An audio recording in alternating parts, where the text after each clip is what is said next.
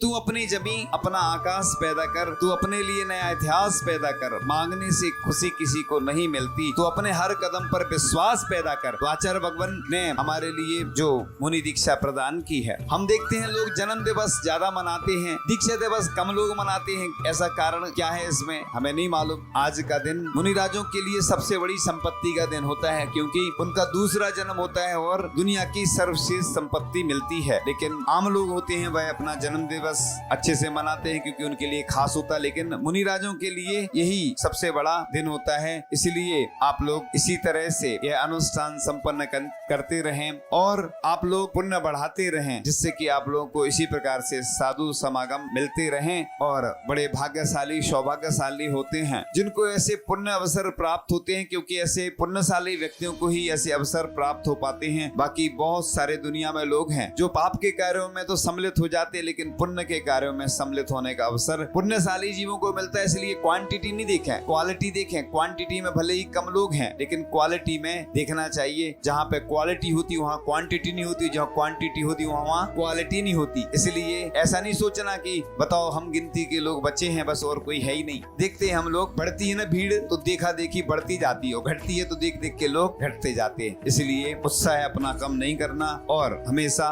इसी प्रकार से आचार्य भगवान ने जिन जिन मुनिराजों को दीक्षा दी है, आज की तिथि में वह अतिथि बने थे और उन्होंने इस भारत भूमि पर विचरण करके इस जिन शासन की प्रभावना में 4 चांद लगाए हैं। और आगे भी इसी प्रकार से साधु संत दीक्षा लेकर के सबका कल्याण करें और अपना कल्याण करने में तो अग्रसर हैं ही, और हम सबको उन साधु संतों का सानिध्य प्राप्त होता रहे। इसी प्रकार से त्याग तपस्या साधना के द्वारा इस जिन शासन की प्रभावना होती रहे और आप भी सहयोग करते रहें साधु के आहार विहार निहार में, जिससे कि पंचम काल के अंत तक यह जो जिन शासन की परंपरा है वह अनवरत रूप से चलती रहे।